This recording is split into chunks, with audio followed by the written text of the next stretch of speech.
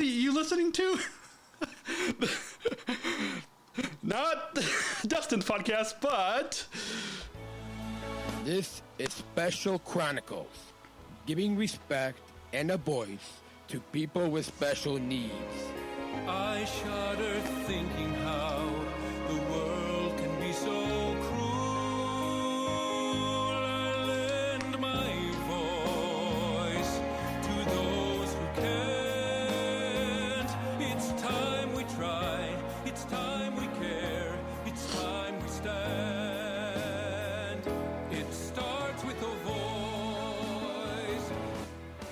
Welcome to the Special Chronicles podcast. My name is Daniel Bukowski. I'm the founder of Special Chronicles and a Southern Striver Global Messenger alum with Special Olympics.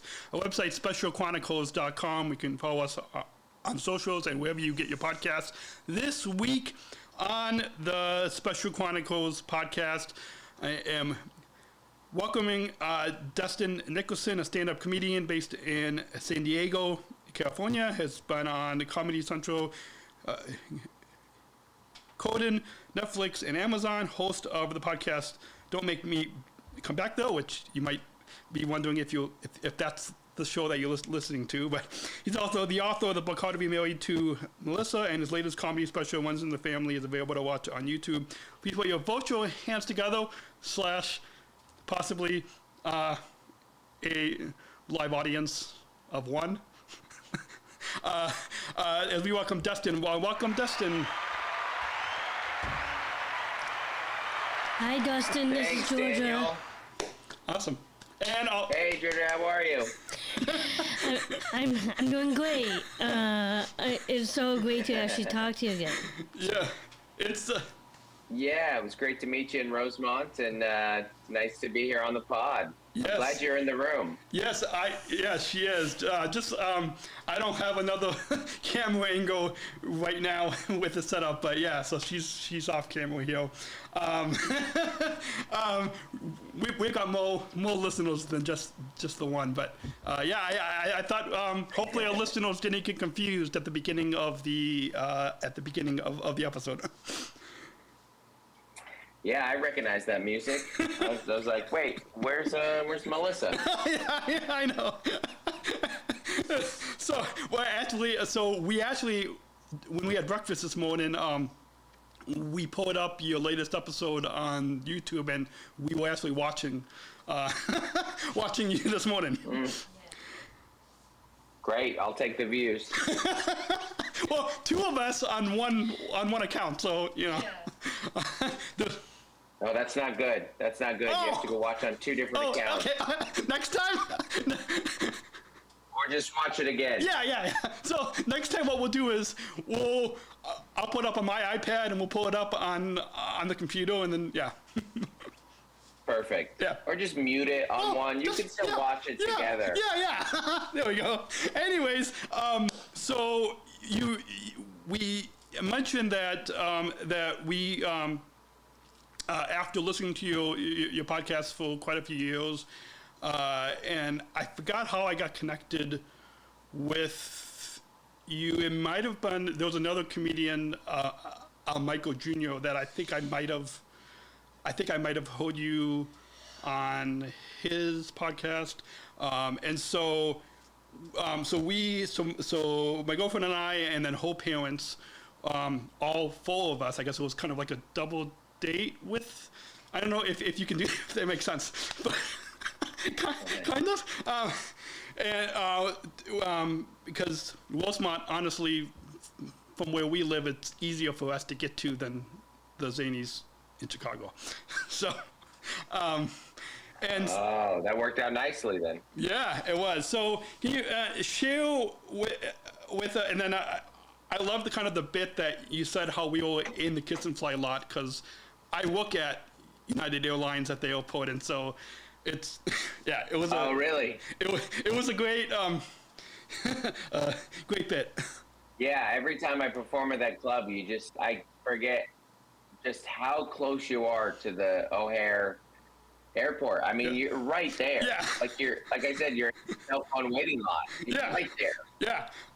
And I think that there already is a cell phone lot like within distance of the club. So, Hilarious. yeah. Hilarious. So, I'm sure a lot of our listeners will just be learning about you for the first time. So, can you share with us how you got started in comedy, and then a little bit about your family? Sure. Yeah, I've been doing comedy for a little over 12 years. I started kind of late as far as a lot of careers go. Like I was 27, I was married with 2 kids, and I always thought maybe I wanted to do stand up. Like it was just something that I always loved and paid a lot of attention to. And then I just kind of like was like, oh, I'm gonna go to open mic. So I went to the local open mic in my city and just kept going, never stopped going after that. And then after about 5 or 6 years, was able to kind of quit my day job and make it my full time gig. So I started in San Diego. I'm still based in San Diego. Me, my wife, and then my 3 kids. I have a boy and 2 girls. Awesome, awesome. And I know from watching, I believe both of your comedy specials, and then seeing you in Rosemont, you bring up your family a lot. That and on your podcast as well. So we'll just take a quick break and then get into I think what a lot of all, when we talk about inclusion, I think what a lot of our listeners can relate to. So just quickly to let all of you listening know that support for Special Chronicles comes from listeners like you. You can join our supporters with a monthly or one-time donation so we can operate our studio and continue our mission giving respect and voice to those of us with disabilities.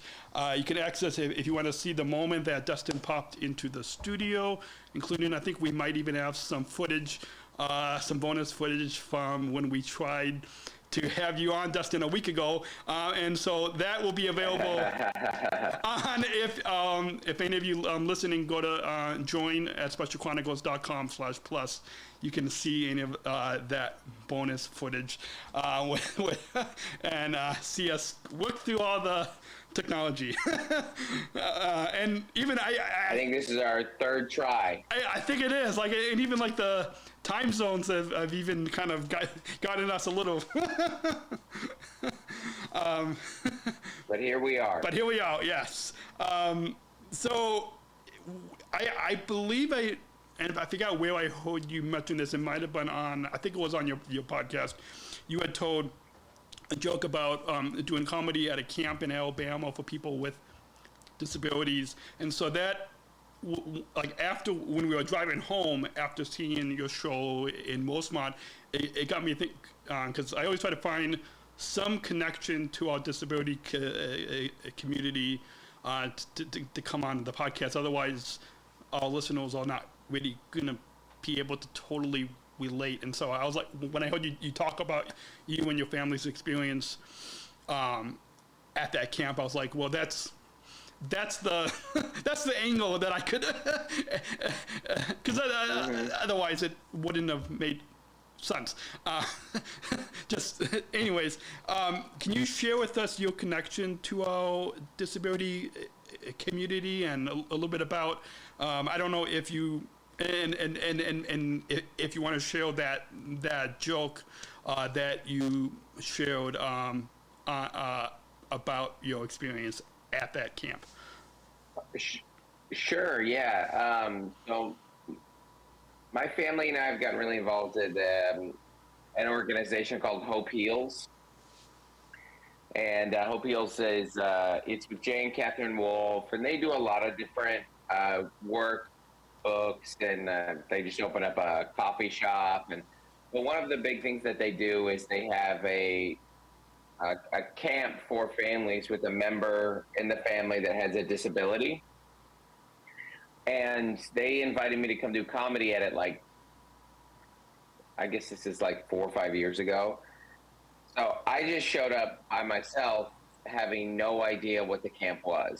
I mean, I had a rough idea what the camp was, but not really knowing what I was fully getting into. And it's, it's one of those gigs that you do as a comedian where on paper everything seems wrong. Yeah. Like it's at 1 p.m. It's in a chapel. It's like full daylight. Everyone just came for lunch. And I remember getting up there just going like, well, here we go. Let's get a taste of this and see how this gig is going to go. And there was like a moment that I really got hooked on that camp because this was like 2022. Like we were still wearing masks when we were traveling. And that's when the joke came. So I told a joke about how it was a very unique time in history because I saw a woman who was breastfeeding who without a cover, but she was wearing a mask. And I thought, what like a unique moment in history the joke is that I've seen this one's nipple but not her nose. And it was a fine joke, but there was an individual, David, who is nonverbal, but has this really wonderful high-pitched laugh, and that just tickled him for whatever reason. And he laughed, and then everyone around laughed kind of on his laugh, and I'm laughing. It's kind of just echoing in this chapel at a very kind of beautiful moment. And I was like, this is one of the most magical places I've ever been. This is amazing, this community of people. And so now my family and I just go back every year. We go back and we serve. I do the gig. Melissa teaches art there. My kids volunteer. So that was kind of that was my initial connection of my comedy into the disabled community in any way. Awesome. And what's fun now is a lot of those Hope Heals campers come to my other shows. Like in Houston, there's folks who come out who were at some of my shows just a couple nights ago, which is fun for me. Awesome. Yeah, it's and it got us. So my girlfriend is two things. So this podcast is a nonprofit here in Illinois, and then my girlfriend is also involved with this organization called Opportunity Knocks, and so it got us to kind of think like maybe we could invite you to come out here, or I mean it's not anything to talk about on the pod, but yeah, it got us to kind of think that you have you always had that empathy for those of us with disabilities, or did it start kind of in 2020 in that when you did the show at this camp? No, I mean I would like to think that it didn't start 4 years ago.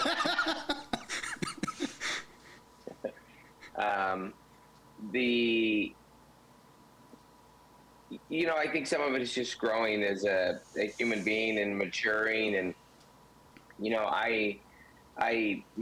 my youngest daughter had some struggles of her own, not any physical disabilities, but she has. Oh, that's not true. Actually, she does have tics that come from Tourette's. She has pretty bad anxiety and some stuff, some ADHD and ODD. So we have like some struggles in our home that, like, certainly hope. I mean, it's different when you're the parent. Yeah. Yeah. I've just been like, I want to be as loving and caring, as empathetic as I can, but also you need to get in the van and we got to go. So there was some there, but I mean, I think a lot of the time when you are in the church world, it is the disabled community is in the church world oftentimes. Yeah. And so back in like my old like ministry days, like the children's ministry I ran, we had like I worked with another volunteer to create kind of a ministry for our children who were disabled. So there was stuff like that we were kind of doing along the way. But my merge, like of my comedy and really my family into that world was Hope Healed. Awesome. We'll take one final break before we get into the final couple segments where we talk a little bit more about how to make comedy more inclusive. So we'll get into that after this quick break to let you know that support for Special Chronicles comes from the ComEd Energy Force Ambassador Program, the country's first energy and solar efficiency education program designed for and taught by with people with disabilities. You can learn more at specialchronicles.com/ComEd. And support comes from United Airlines Bridge Disability Business Resource Group, connecting people of all abilities. Learn more on United's commitment to disability inclusion for employment and travel, including myself being one of the first full Special Olympics athletes that United hired 5 years ago. You can learn more at specialchronicles.com/United. And Dustin, I should put the disclaimer out there that we can't give any of our listeners discounts on flights. So I always need to like keep reminding people that. As much, yeah, I don't think my employer would want me to be giving out any buddy passes. Dang it. So with that, I know I believe it was, I'm trying to think back in, I think 2018. So Special Olympics had celebrated the 50th anniversary in Chicago because that's where the first international games took place.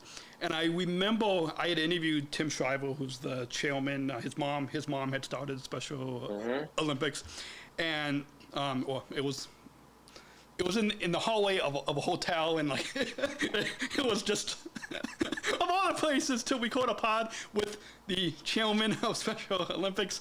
It was quite a Wow. it was a 30-minute episode that we did, and it was. Anyways, I remember around that time there was a comedian that had used I think there was a comedian that was making fun of people with disabilities, and I forgot. This was back in 2018, and I forgot what comedian that was. And I'm sure a lot of the comedy that you do, that Nate Bargatze does, that you guys do, is clean comedy. But I'm sure you've probably heard of other comedians that do make jokes towards us. So I guess kind of with that in mind, before we get into what I had planned, do you have any comments on and I know you're probably speaking more from the clean comedy side of things, but do you have any thoughts? Because like the way that you had shared that joke with the camp that you were at is more on the positive side, but do you have any comments on any comedians that have done jokes towards us in the past? Yeah. I mean, historically, the stand-up community has been awful to the disabled community. Like, really, the comedy in general has. It's just been very, like, looking down, very butt of the joke. And I always just found it very lazy and uninteresting. And in addition to being wildly offensive, it's not very funny and it's not very good. Like, it's very, like, I'll just say what Garland said in the 90s. George Garland said this about, in regards to one community he was talking about. I just don't understand a comedian that would use this huge platform and a huge voice he has to continue to what's called punching down, like at a community that struggles to have a voice, at a struggle that has to have representation. You're making fun of them. Why would you make fun of them? Like that. If anything, we should elevate that voice. But even if you do nothing, we should be punching up at at institutions or entities that can kind of control our voices, or another Mark Maron says, or punch yourself, which is you can kind of make fun of yourself. Yeah. So I just like I find it's, I know why they do it. I know why they do it because it's easy. Like it's an easier version of what we do in stand-up. It's easier to take a basic little punchline and look at that community and come out of it. And I mean, clearly it's not for me, but I also find it very repugnant and a total waste of your voice. Yeah. It's so much more interesting to, at least for me, to bring, like, you saw my new hour. Yeah. I have like 5 minutes about me realizing how hard it is for women to exist every day. Mm-hmm. Just basically, it's their fears, their trips to the doctors, all that kind of, that's much more interesting to me. Of like, here's a person learning and bringing a voice, somebody else's voice to his own voice. Yeah. Yeah.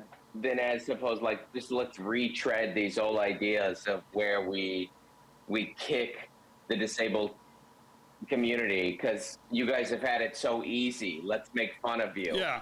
It doesn't even make sense. It doesn't make, yeah, and as I'm sure, I believe like there's like over 1 billion people across the globe with disabilities, and, including the family and friends. So like for comedians to make fun of such a large population, like it doesn't make sense.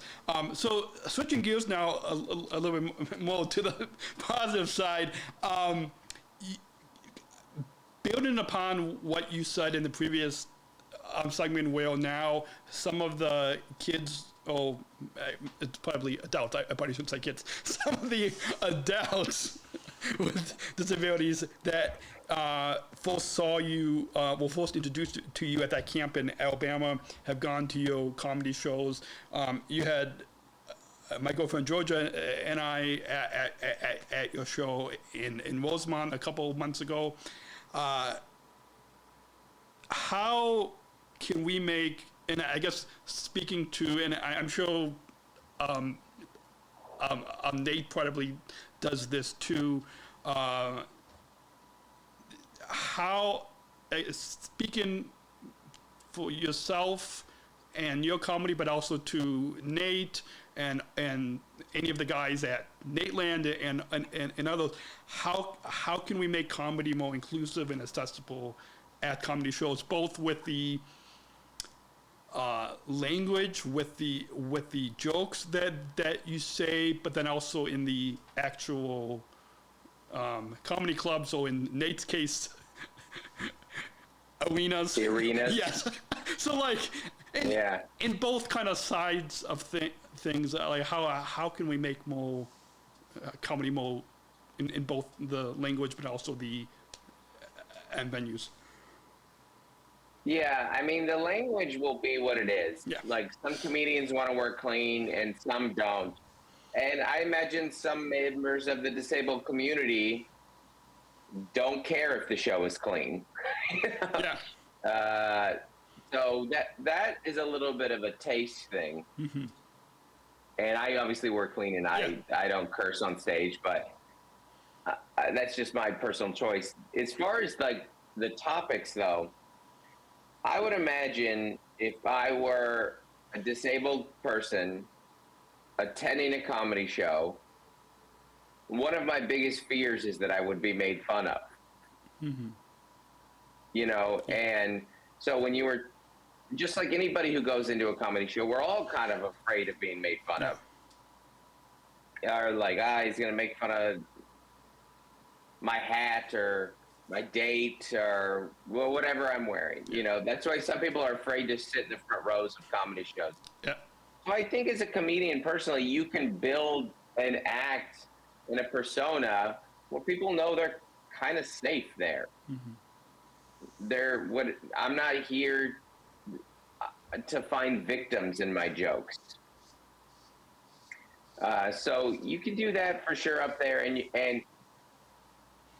even if you're not like going out of your way to like raise and make louder the voice of someone in a certain oppressed community, just not making fun of them is a good start. Yeah. You can just by leaving it out of your mouth altogether. Yeah. Awesome.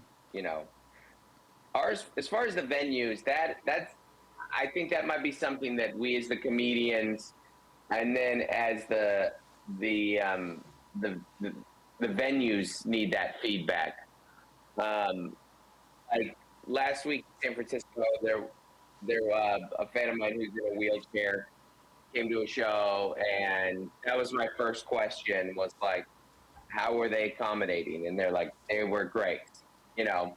And then I had a show in Sacramento where there was a deaf person who brought a sign language interpreter, and a lot of shows do provide that, which is good. But I think they might have to request that. It's not always there. So we, as on our end, we just need feedback of just like, hey, this I need this. This would help me. And I know we would do our best. Most of us would do our best and be happy to accommodate. Awesome. Share with us maybe a few examples of inclusion at your comedy show. You showed some, but is there maybe in like a couple of examples that kind of speak to you shared a couple like in San Francisco and in a couple, but is there maybe a couple that speak to the power or the impact that inclusion has at a comedy show, in particular to your shows? Right. Yeah, there is. I think for me, my favorite thing is when no one really like makes notice or cares that there's someone who's disabled there. It's just, we're all one group. We're all kind of one community who's there. Like I love, like some of my friends from the Hope Heals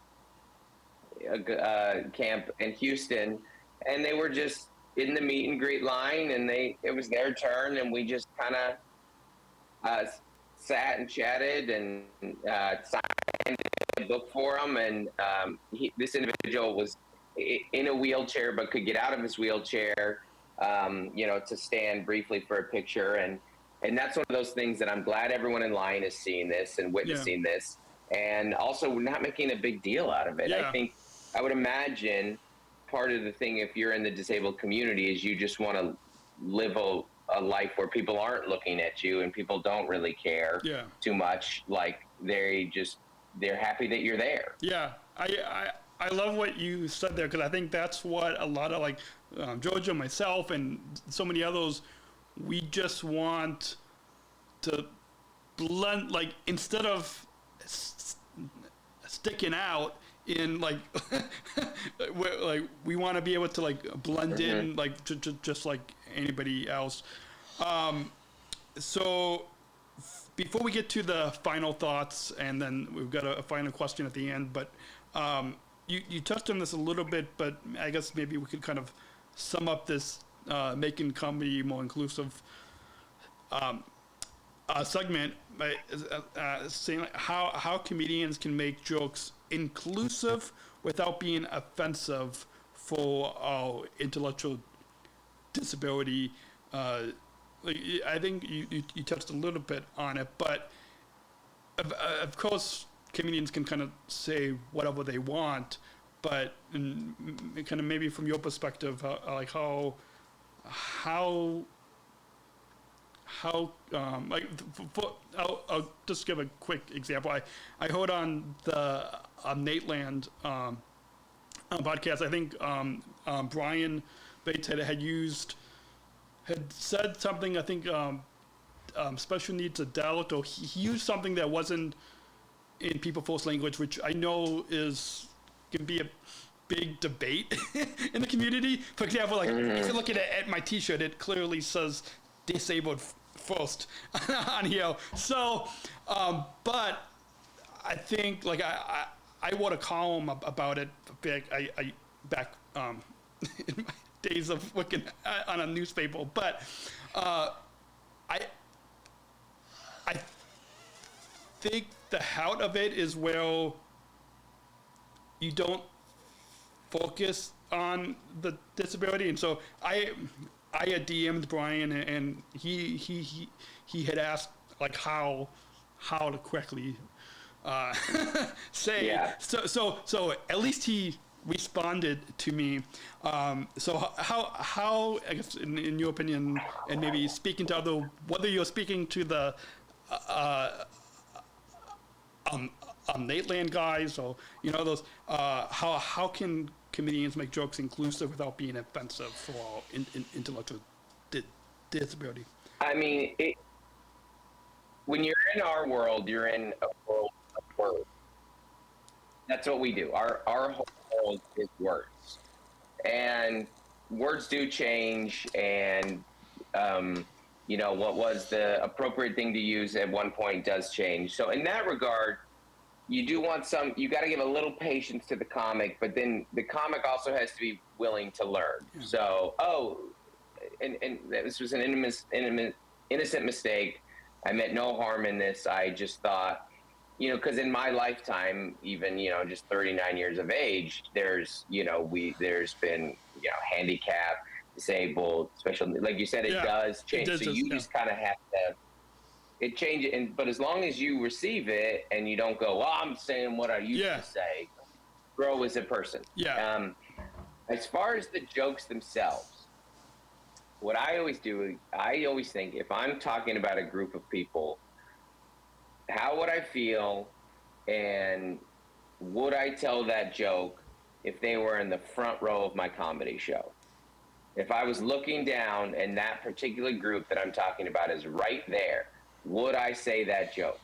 And it could be about any topic. It could be about age. Like if I'm making fun of someone for being old, would I say that to a 90-year-old in my front row?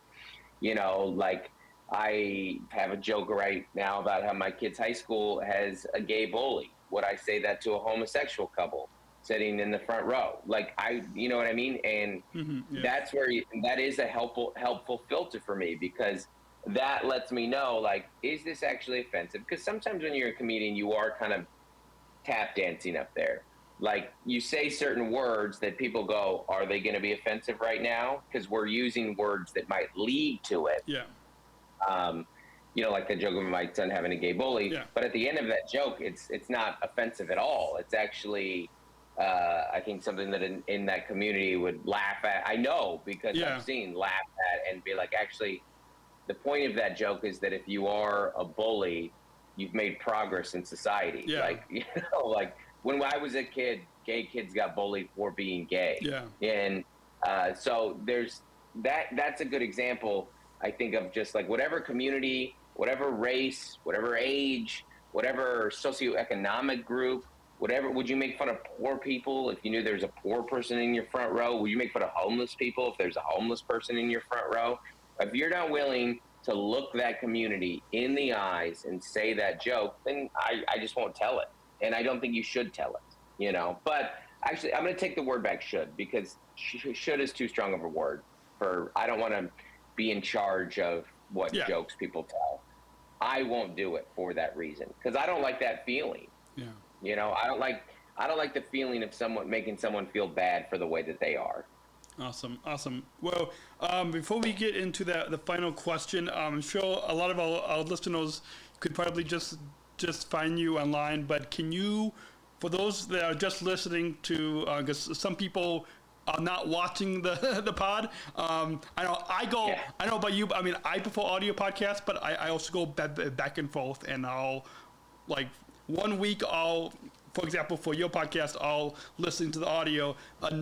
Another week, I'll watch the video. So I'm sure a lot of people probably do that now. So where can our listeners, I don't know if you've, I recorded a podcast with a guest that it aired the beginning of this week, and I recorded it in studio. And if you go back, I think it's episode 590 something, whatever the I had my iPad out, and you could clearly advertising for your podcast. Oh yes. on Excellent. So with that, where can our listeners go follow and listen to your pod? Can go check out to see when you're on tour.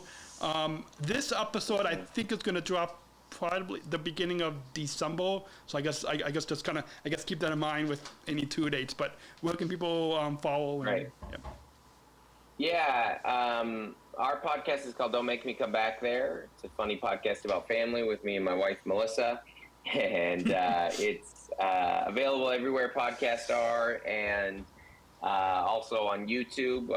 We're on the Nate Land channel. Our podcast comes out every Thursday there.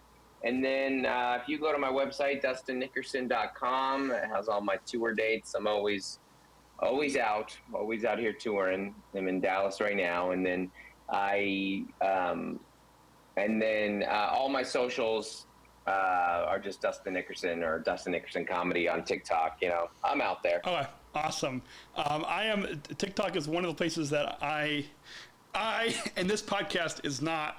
I think. Yeah, I personally don't get it, and I do all the social media for this podcast myself, so I don't get. That's the one that I don't get. So, yeah. Yeah, it's tricky.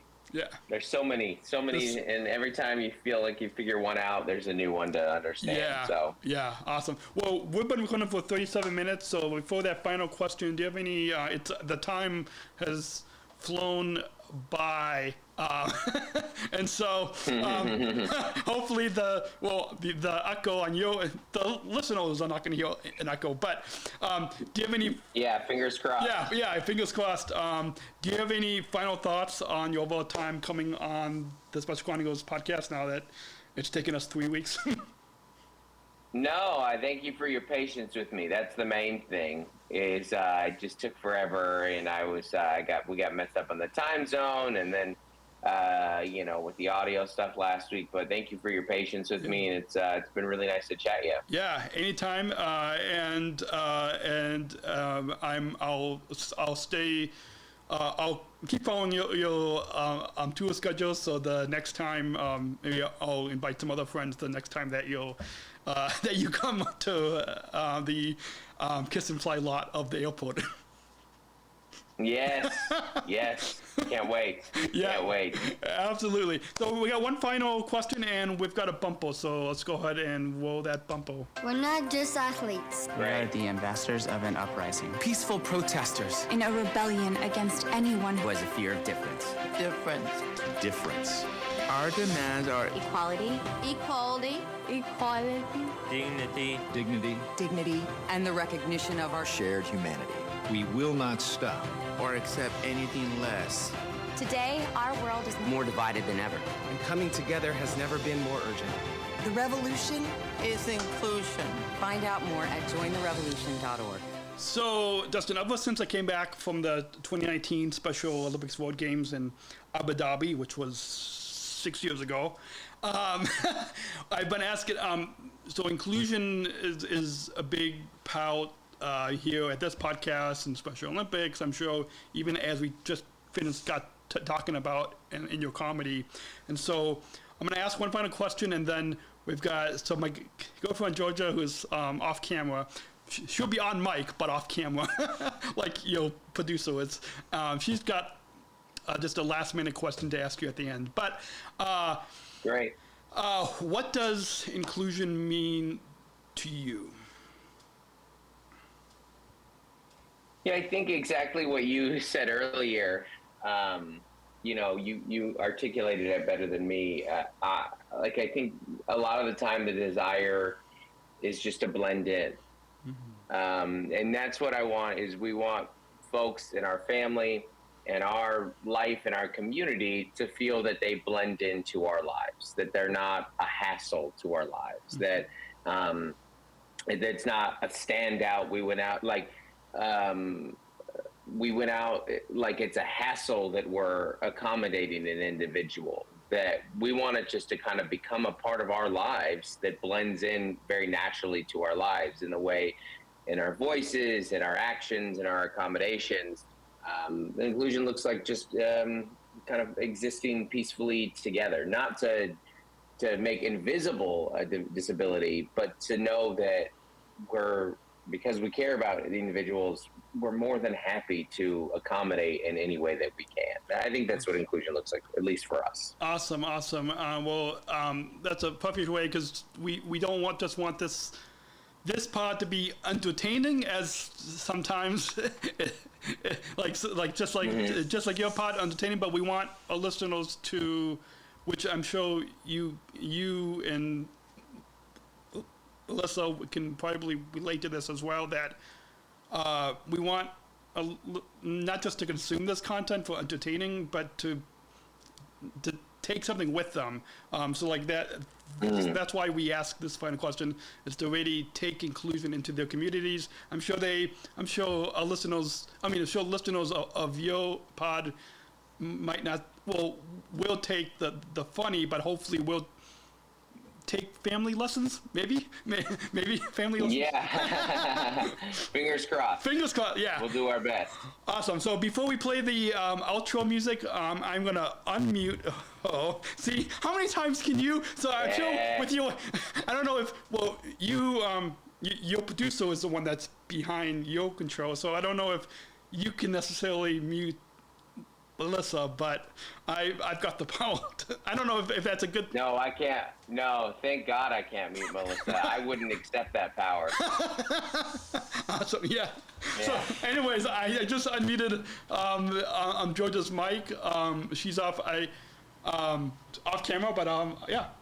Hi, Georgia. Oh, she doesn't have headphones. No, I don't have any headphones. She'll hear this afterwards, but yeah. Okay, tell her I said hi. I will tell her that you say hi. Just like Melissa doesn't wear headphones, she doesn't wear headphones either. So, anyways. Hi again. Hello. Okay. What does the word inclusive to yourself mean to you? Mean to you?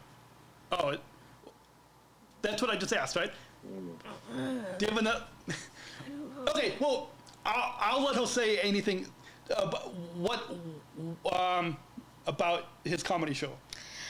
Your whole review of your comedy show. All right. Well, Dustin, I had so much fun seeing you in Rosemont. I am a huge fan of comedy and comedians.